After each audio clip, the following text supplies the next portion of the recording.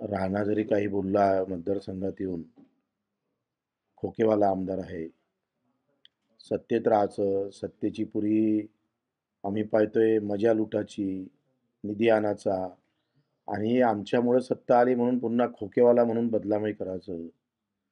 वास्तविक बच्चू कडूनं खोके घेतले असते ना, तर एखाद्या पार्टीत तुझ्यासारख्या एखाद्या पार्टीत जाऊन पुन्हा चमचेगिरी करून प्रत्येक वेळेला वेगवेगळ्या पक्षाचे तिकिटा पाठिंबा आम्हाला घेता आला असता. ती चमचेगिरी बच्चू कडूनं केली नाही आयुष्यात. पैसा आमच्यासाठी महत्त्वाचा नव्हता. आजही आम्ही शिंदेसाहेबांचे आभार का मानतोय का ते दिव्यांग मंत्रालय दिलं.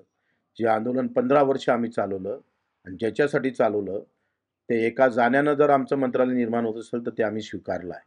पण त्यालाही बदनाम करण्याचं काम राणानं केलेलं आहे. आणि म्हणतो सगळ्या गोष्टी आमच्या डोक्यात आहे.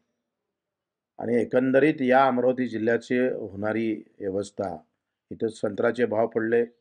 लोकसभेमध्ये कुठल्याही प्रकारचा आवाज उठवला गेला नाही.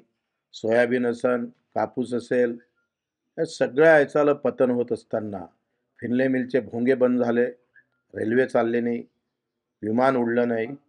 कुठलंही एक चांगलं काम या जिल्ह्यात झालेलं नाही, सत्ता असताना सुद्धा. तर या सगळ्याचा स्वाभिमान टिकवण्यासाठी पुन्हा अमरावतीकर अभिमानानं ह्या गोष्टी सगळ्या डोक्यात घेईल आणि नवनीत राणाला पाळण्याची शपथ घेईल. त्यासाठी आम्ही कामाला लागू.